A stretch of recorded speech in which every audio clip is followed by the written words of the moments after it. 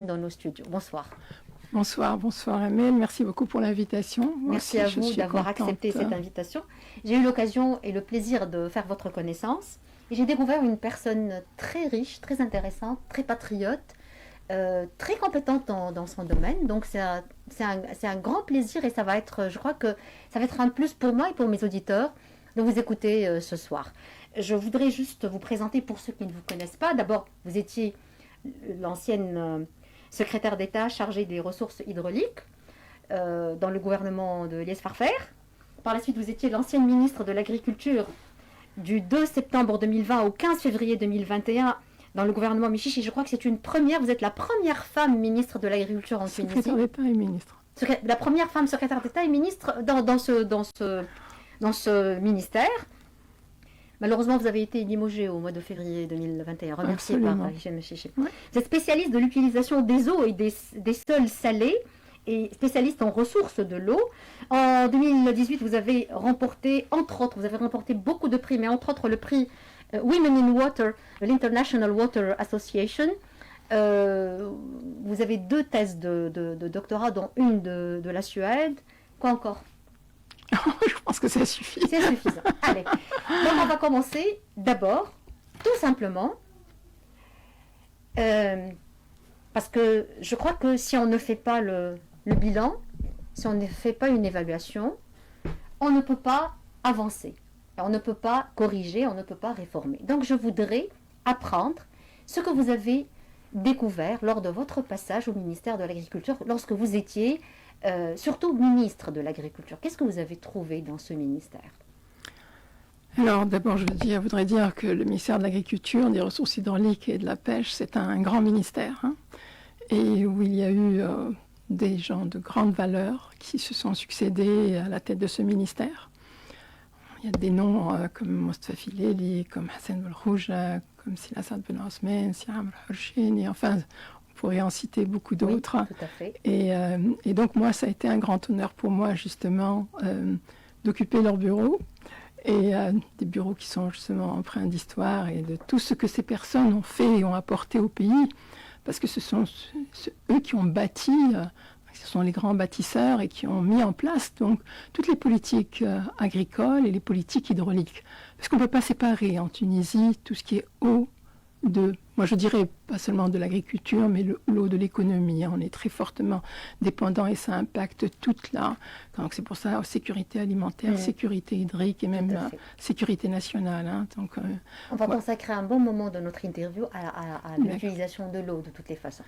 Alors, revenons. Et donc, c'était important de commencer par rappeler tout cela. Ce ministère, donc c'est un ministère, comme j'ai dit, donc tout ce qui est politique, les politiques agricoles. Vous avez bien vu qu'on a pu passer toutes ces périodes malgré tous les problèmes et on n'a pas manqué au niveau disponibilité alimentaire. Hein. Je crois que c'est le ministère qui a réussi le plus sa mission. Le secteur, je dirais. Le secteur, oui. Parce que c'est un secteur qui a une grande résilience. Effectivement. Et donc on avait, jusqu'à présent, au niveau disponibilité alimentaire, ce qu'on a au quotidien autour de 3500 kilocalories par habitant et par jour, ce qui couvre les besoins. Bien sûr, on a des problèmes d'insécurité alimentaire qui touchent à peu près 20% de la population. Hein. La qualité des aliments, bon, il y a du bon et du moins bon, mais aussi en matière de subventions, c'est un secteur qui est très subventionné, enfin subventionné à peu près à 30%. On est dépendant aussi des importations, surtout pour le secteur des céréales à plus de 50%. Vous voyez, c'est un secteur où il y a beaucoup de choses, on produit, mais aussi on importe, donc on est dépendant des aléas climatiques, on est très dépendant de tout ce qui est climatique et des changements climatiques, on voit bien comment les choses sont en train de se passer. Donc c'est un secteur qui est vital d'abord pour le pays et qui est en train de rendre des services importants. C'est 10,6% du PIB. C'est 20% de la main-d'œuvre agricole, mais en réalité, ça touche plus de 30% quand on regarde tous les secteurs connexes. Tout ce qui est justement parallèle, tout ce qui n'est pas déclaré. Absolument. Oui. Absolument. Et puis quand on regarde un peu au niveau du coût de l'alimentation, eh bien, bon, on arrive, disons, disons, avec 10 dinars par jour, on arrive plus ou moins à sentir, mais on n'arrive pas quand même, comme on pouvait le faire avant, à avoir accès aussi bien à la viande, aussi bien aux fruits, etc. Pas du tout. Voilà. Pas Donc, du ça veut dire que ça a impacté négativement un peu toute cette hausse. Je vais vous poser la question sur cela. Alors, vous avez trouvé ce ministère dans quel état ? Il fonctionne bien, tout va bien, est-ce qu'il y avait des problèmes? Qu'est-ce que vous avez découvert? Alors, encore une fois, je voulais dire, au niveau de ce ministère, il y a 17 directions générales, mais en tout, on a... C'est un organigramme un peu compliqué. Complexe, c'est compliqué, parce qu'on a des directions générales, des organismes sous tutelle, des EHPAD, des EPNA, des groupements, etc. Il y a à peu près 118 structures, si ce n'est plus, sous le ministère. Donc, avant de Est-ce que ça se connaître... passe de la même manière dans d'autres pays? En Suède, par exemple, ou en France, ou en Italie, ou en... disons qu'on... Est-ce qu'on a besoin d'un organigramme aussi complexe? Eh bien, disons que bon, on peut essayer peut-être de le simplifier, mais disons que toutes ces structures, elles ont un rôle, parce qu'il faut bien voir que chaque filière, si on prend le lait, si on prend l'aviculture, si on prend la viande, si on prend les tomates, chaque filière a ses problématiques. Et donc, et on a besoin aussi, en réalité, de toute une organisation professionnelle qui accompagne, disons, les agriculteurs. Donc, c'est ça qui est important aussi. Donc, j'ai trouvé donc un organigramme complexe et il fallait donc se familiariser avec tout cela, mais il y avait aussi à peu près, je crois que c'est dans les 27 000 personnes ce ministère, et ce ministre employé, et qui a connu une augmentation d'à peu près plus de 11 000 entre 2000. Avec le recrutement de 2011-2012, enfin plutôt après les élections de 2013. Exactement, donc c'est ça. Et donc, mais on n'a pas, pour moi, le problème, c'est comment injecter du sang nouveau dans ce ministère, parce qu'on est en train, c'est un secteur, comme je dis, vital et qui a des défis très importants, hein, et on va en parler, et donc on a Vous avez réussi à commencer à opérer quelques petites réformes, quelques petits changements?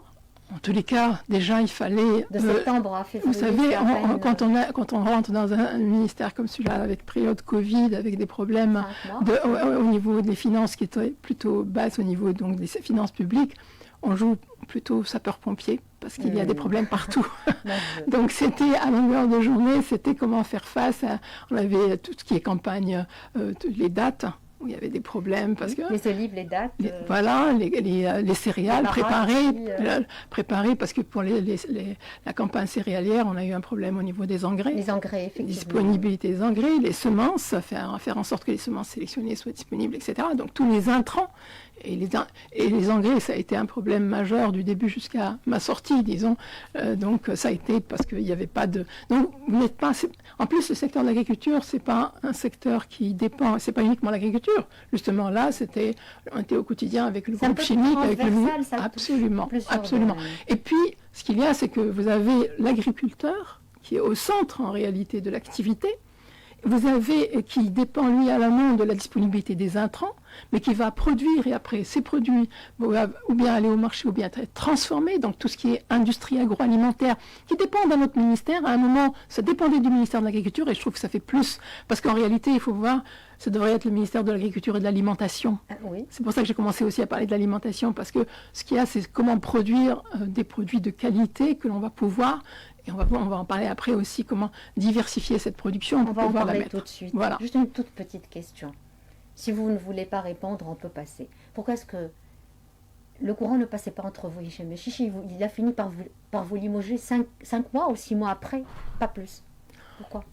Si Hichem, j'avais au départ un très bon rapport avec lui. Je ne sais pas ce qui s'est passé. Disons, c'est politiquement, je pense qu'il y a... Vous savez, d'abord, une femme dans un ministère comme celui-là, c'est pas quelque chose... C'était pour la première fois. Et donc, c'est pas quelque chose de facile. Mais moi, je n'avais aucun problème. J'ai jamais, dans toute ma carrière, j'ai jamais eu aucun problème à fonctionner, disons, dans un milieu qui peut être masculin. Et puis, bon, j'ai trouvé, peut-être sur le plan, c'est un ministère où il y avait, disons, il y a une empreinte politique importante. Et que, bon, je ne correspondais pas peut-être à ce que... Je ne rentrais pas dans le moule, absolument. Non, c'était pas sur... Je ne pense pas que ce soit sur le plan technique, mais... Sur le plan politique, je dis. Oui, c'est ça, c'est la question... Sur le plan politique. Oui. Enfin, bref. On va passer à autre chose de plus important. Ça fait des années qu'on parle de notre modèle de développement, notre modèle économique, qu'il faudrait le changer, qu'il est désuet, qu'il est archaïque, que ça ne fonctionne plus. Et d'ailleurs, tout à l'heure, vous avez commencé par énumérer les noms des ministres de l'agriculture qui ont pris ce ministère durant les premières décennies de l'indépendance. C'est eux qui ont mis en place ce système, ce modèle agricole en Tunisie. Qu'avons-nous aujourd'hui à reprocher à ce modèle? Qu'est-ce qu'il faut changer? Quelles sont ses limites? Où sont ses défauts?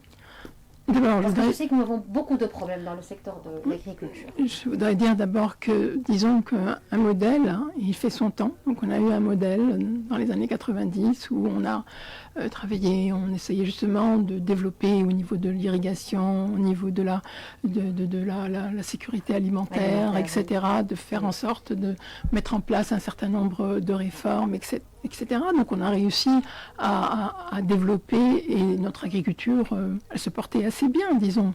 Mais il y a eu aussi toute la politique d'ajustement structurel. Oui.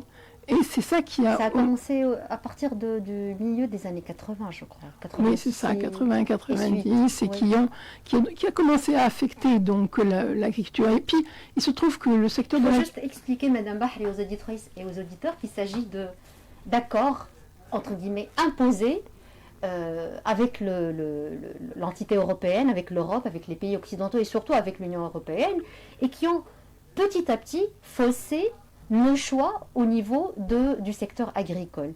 Ils ont touché... ça nous a obligés à exercer une pression plus importante sur tout ce qui est ressources naturelles, les sols, l'eau, parce qu'on est très dépendant aussi de la qualité de nos ressources. Le type et la qualité des graines aussi. Exactement, les semences sont devenues plus... moi, j'ai vu comment on a perdu pratiquement toutes nos semences. Tout à fait. Ouais, je vois quand je travaillais, disons, dans la recherche à l'INRAT, il y avait tout ce qui était semences de piments, de travaux, de tomates, etc.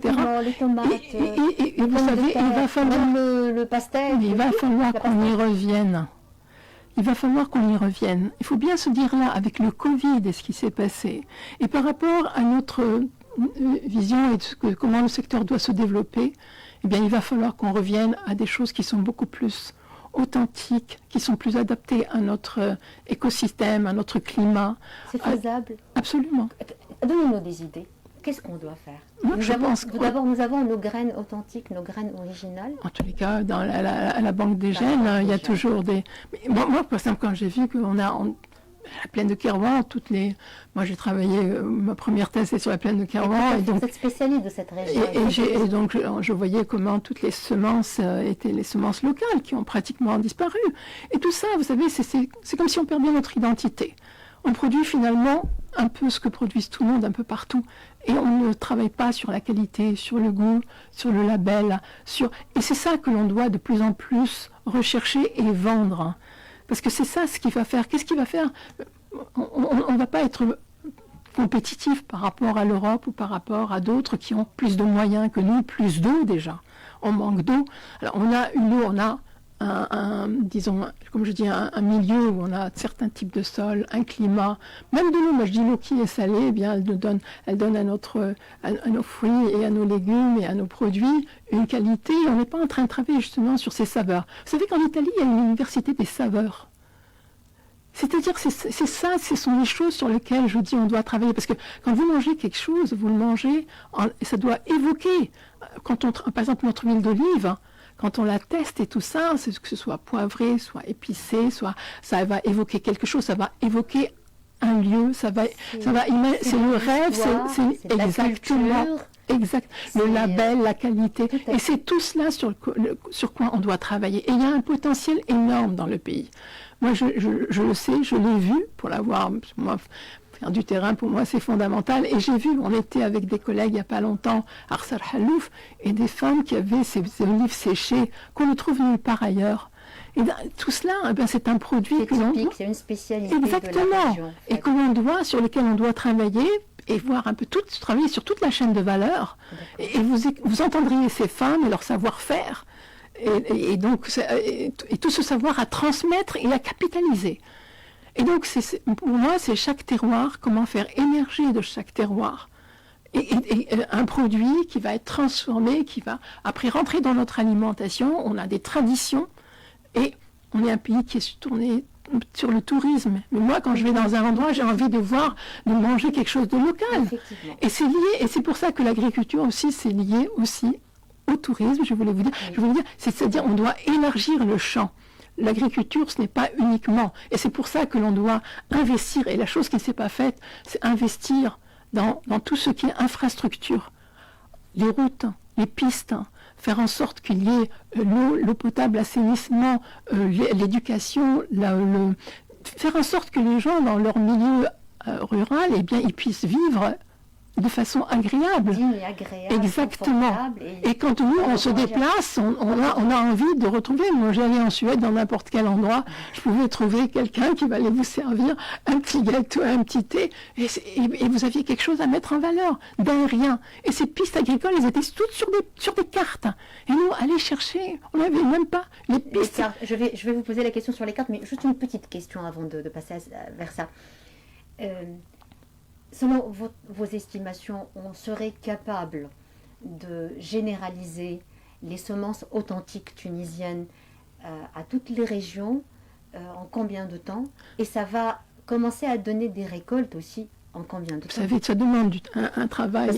Et c'est là qu'on doit associer... Les oliviers, nous n'avons pas uniquement nos propres oliviers. Nous avons des oliviers d'Espagne qui... Mais beaucoup reviennent aux oliviers... Comment ils font? Ils reviennent aux oliviers, à nos oliviers, à nos variétés d'oliviers. Enfin, je veux dire... Il y a des pépinières. Il y a des pépinières. Bien sûr. Et on revient et on trouve justement toutes nos huiles qui sont primées, les huiles biologiques aussi, qui sont primées à l'étranger.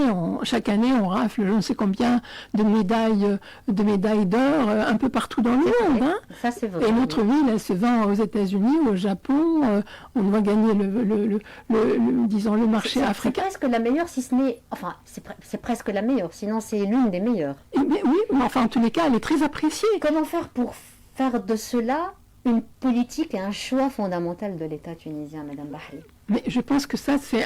Bon, il y a des choses qui sont en train de se faire, hein, qui existent déjà. D'autres, il va falloir que ce soit avec la recherche et le développement, travailler, faire en sorte qu'on revienne à ces... Ça va prendre un peu de temps. Combien de temps? Une dizaine d'années, par exemple? Oui. Un peu plus? Oui. Une dizaine d'années, c'est bon? Mais même peut-être moins. Hein, Nous avons déjà perdu une dizaine d'années, donc c'est rassurant. Non, on peut, en tous les cas, essayer de trouver tous ces écosystèmes et travailler là-dessus. Regardez le handi, ce que ça peut... Et avec toute la chaîne, tout ce qu'on peut valoriser. Exactement. Au Mexique, on nous servait des salades sur des raquettes de cactus. Donc vous voyez, et là on voit que ça va de tout ce qui est de l'aliment jusqu'aux cosmétiques, etc.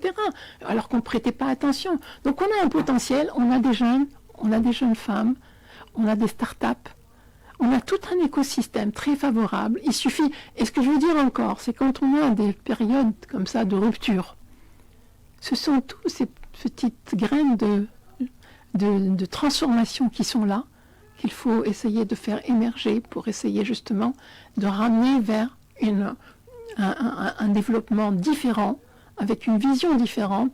Il faut qu'on fasse partager et que les gens justement imaginent leur futur, imaginent.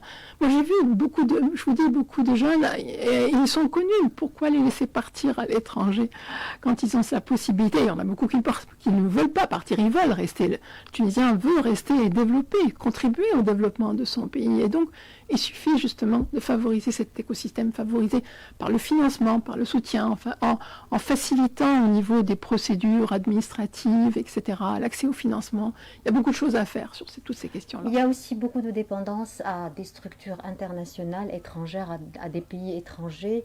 Justement, malheureusement, nous sommes sous le poids de la dette très, très, très lourde.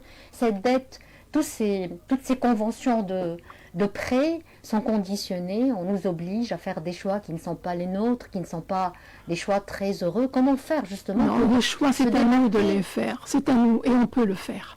On est respecté quand on le fait. La convention de l'ALECA qui est encore suspendue. C'est à nous de savoir négocier. Vous savez, c'est-à-dire, et on a toujours été. Et là, ce que je voudrais dire, justement, il y a eu peut-être un certain... En tout cas, vous n'étiez pas dans l'équipe de négociation, vous. Non. Non, pas du tout, mais je pense que, mais il faut former nos négociateurs, il faut qu'ils sachent comment défendre le produit tunisien, les intérêts tunisiens. On a nos ambassadeurs sur place, que ce soit à Bruxelles ou ailleurs. Il faut qu'il y ait il faut mobiliser tous des lobbies, des choses comme ça qui vont pouvoir intervenir, c'est-à-dire toute notre diplomatie économique, c'est à ça qu'elle doit servir. Nos ambassadeurs, et j'en ai vu qui allaient partir, j'ai vu beaucoup de partenaires financiers, mais aussi des ambassadeurs qui allaient partir en poste, et on en a discuté. Comment faire en sorte de pouvoir jouer pour que ce soit eux, notre diplomatie économique, c'est ça. D'accord. Une question un peu technique, Madame Arissa Bahri. Je rappelle que mon invité, c'est Madame Arissa Bahri, l'ancienne ministre de l'Agriculture dans le gouvernement Hichem Mechichi jusqu'au mois de février dernier. Même en période d'abondance de récolte, nous avons des problèmes, Madame Arissa Bahri. Nous jetons des quantités énormes de lait, de tomates, de melons, de pommes de terre. Nous avons des problèmes toujours avec le blé. Nous ne produisons pas ce que nous consommons. Et nous sommes obligés d'importer de grandes quantités de blé qui n'est pas d'une grande qualité. Nous avons un problème parfois avec l'huile d'olive.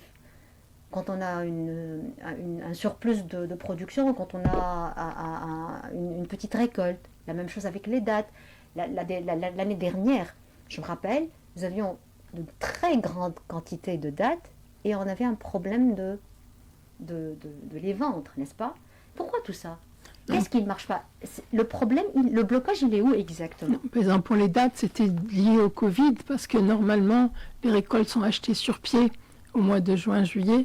Et avec le Covid, nos exportateurs n'étaient pas sûrs de pouvoir écouler la marchandise.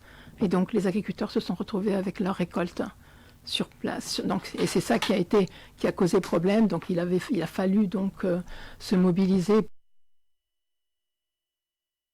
qu'ils puissent de soutenir les agriculteurs au niveau de leur production et au niveau et pour l'écoulement de leur production. Donc c'était fortement lié au Covid. On a vu aussi beaucoup de choses qui étaient liées au Covid, parce qu'on a l'habitude, nos frontières se sont retrouvées fermées avec l'Algérie, la Libye, et du coup beaucoup de nos produits n'ont pas pu être écoulés comme on le faisait avant. Mais il y a aussi une question de planification. Parce que moi, je vois, par moment, on me dit, on va avoir un pic au niveau de ceci, cela. Mais je dis, mais tout ça, ça se prépare, ça se prévoit. On doit pouvoir faire en sorte d'aplanir toutes ces variations avec, disons, toutes ces... Et bon, ou alors, il faut prospecter des marchés, d'autres marchés. Oui, il y a des questions de stockage. Il y a un problème de stockage? Ça dépend, mais moi en tous les cas pour les céréales, je pense qu'il y a eu, l'État aussi a subventionné beaucoup de silos, aussi bien chez les particuliers, etc. Donc normalement, je sais que l'année d'avant, il y avait eu effectivement un problème de stockage. Mais tout ça, pour moi, c'est des questions de planification. C'est comment... À moyen et à long terme. Exactement. Donc c'est une question de vision, de programme. Exactement. C'est pas quand on arrive, le problème se pose. C'est comment préparer. On a nos estimations sur le plan des récoltes, et donc on doit prendre les devants pour pouvoir justement que toute cette production ne soit pas perdue comme ça dans la nature. On n'a pas le droit. C'est un grand dommage. On n'a pas le droit. Vous avez sûrement suivi la visite de Kais Saïed, le président de la République, la semaine dernière, vers des centres de stockage, des frigos et tout ça. C'est quoi le problème au niveau du stockage et au niveau on appelle ça des réfrigérateurs, c'est ça? Oui, on a besoin, vous savez, comme je vous dis, c'est toute une chaîne. Ça va de l'agriculteur jusqu'aux produits transformés.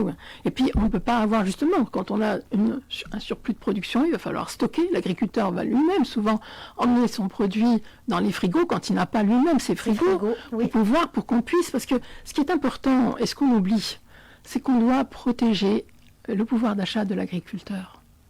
On pense toujours au consommateur. Oui. Et on oublie que l'agriculteur est au centre. Et si on ne protège pas absolument l'agriculteur est aussi un consommateur. Si Mais aussi, on oublie, c'est lui qui prend client... tous les risques. Oui. Et les risques au niveau que ce soit climatique, les risques au niveau financier, les risques au niveau travail, tous les risques, c'est lui qui doit y faire face. Mais après, les intermédiaires, ils prennent beaucoup moins de risques, ils ont aussi. Et c'est pour ça qu'on voulait travailler sur les coûts de production de toute la chaîne, de l'agriculteur jusqu'au produit qui va être transformé, pour comprendre quelle est la marge bénéficiaire de chacun et pouvoir jouer. Moi, je sais qu'on avait eu une réunion avec le ministre du Commerce, etc., à la Casbah, c'était toujours voir le consommateur et voir en bout de chaîne, alors que, pour moi, c'était protéger, justement, l'agriculteur et son pouvoir d'achat, et que son produit, il ne le vende pas à perte. Parce que sinon, c'est ça qui va se passer. Et bon, après, on se retrouve avec des agriculteurs qui risquent de quitter et de ne plus pouvoir exercer. D'abandonner, de laisser tomber. Mais je vois certaines vidéos, là, des agriculteurs qui disent, mais on a produit, mais on n'arrive pas à écouler. Ça menace la sécurité alimentaire. Absolument. La souveraineté alimentaire. Et puis, c'est aussi, ce sont des gens qui vont se retrouver endettés, risquent de se retrouver carrément avec des problèmes majeurs. Ils le sont déjà. Ils le sont, absolument. Donc on a... Et puis en plus aussi, il faut faire en sorte que... Pourquoi pour moi j'ai mis l'agriculteur et le petit agriculteur? Parce qu'on a surtout beaucoup de petits agriculteurs. Et une agriculture qui est aussi morcelée, enfin beaucoup de problèmes sur lesquels on doit travailler au niveau du foncier, etc. Parce que sinon... Pour moi, c'est tout ce tissu économique et social qui risque justement de disparaître et risque d'avoir une concentration des moyens de production entre la main de certains et aux dépens donc de tout ce tissu économique et social qu'il faut absolument protéger. Est-ce que la solution est facile? Est-ce qu'on pourrait justement trouver des solutions à tout ça très rapidement? Facile, je ne sais pas, mais en tous les cas, les solutions, il faut y travailler. Et comme je dis, c'est aussi c'est aussi prioriser les problématiques et commencer à y travailler pour faire en sorte pour moi, c'est protéger, faire en sorte que cet agriculteur, c'est moderniser l'agriculture, la rendre plus productive, plus compétitive, plus résiliente, et travailler sur cette résilience, plus numérique aussi, et biologique. Pour moi, ce sont tous ces aspects qui sont importants. Le problème de l'eau, vous êtes experte des eaux, c'est ça? Experte, j'ai travaillé dans le domaine de l'eau. Vous êtes experte. Vos deux thèses sont sur ce sujet-là. 3 minutes. Je vous laisse nous expliquer c'est quoi le problème de l'eau en Tunisie et quels sont les... On a un problème de manque d'eau et un problème de qualité de l'eau. Donc, il faut faire attention à l'eau que l'on a. Pour moi, j'ai dit, il faut que l'eau devienne notre obsession. Il y a des barrages vides aujourd'hui. Oui. Les chiffres sont... Oui, mais il n'y a pas plu. Il n'y a pas plu. Donc, je vais juste avancer un chiffre. Alors, les réserves hydrauliques sont descendues sous la barre fatidique de 800 millions de mètres cubes. C'est une première depuis 20 ans en Tunisie. Ce sont les chiffres de cette année. Oui, absolument, d'aujourd'hui. Donc on est à moins de 34%, autour de 34% au niveau de la réserve, et certains barrages sont pratiquement à sec.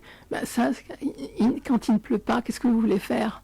C'est ça le problème, on est très dépendant. Alors on a beau construire des stations de dessalement, on a beau essayer, mais il va falloir utiliser toutes les ressources en eau que l'on a, mieux les valoriser.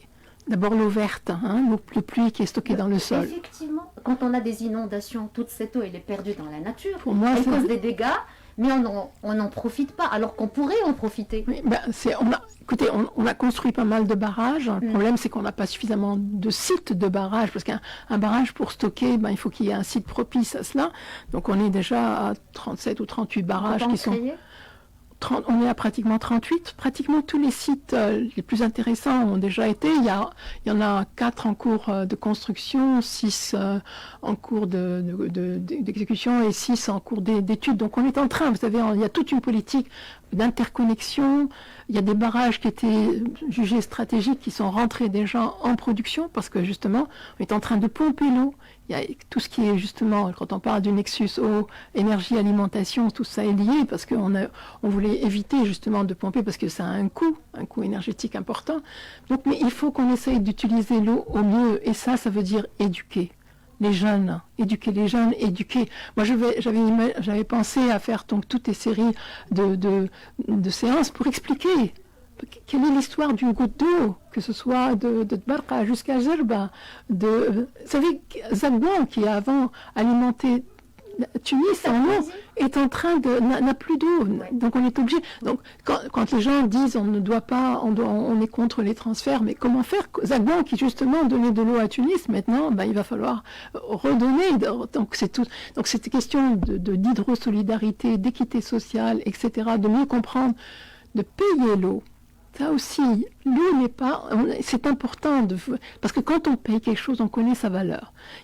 Ce que je voulais dire aussi, Les c'est... Tunisiens sont en train de payer l'eau, madame. Mais disons, l'eau n'est pas payée à sa vraie valeur. Le pouvoir d'achat est réduit à néant. Non, mais on parle... Vous savez, tout est cher pour les Tunisiens. Oui, absolument. On va augmenter le tarif de l'eau, On est d'accord, mais quand on regarde, vous savez, l'eau, dans le budget du Tunisien, c'est un des budgets les plus faibles. Hein. Donc c'est ça qui est... Mais ça rentre, c'est pour dire aussi comment mobiliser tout ce qu'on a comme eau potentielle, les eaux usées, les eaux dessalées, les mejels. On doit revenir pour que les différentes qualités d'eau soient à une qualité, un usage. Exactement. Donc on doit changer notre comportement. Et ce sont les choses les plus difficiles sur lesquelles on doit travailler. C'est pour ça que je dis que c'est une question d'éducation, de recherche. Préparer par rapport à tout ce qui est changement climatique, quand on parle justement des semences, des cultures moins consommatrices en eau. Donc imaginez par rapport à la carte agricole, etc.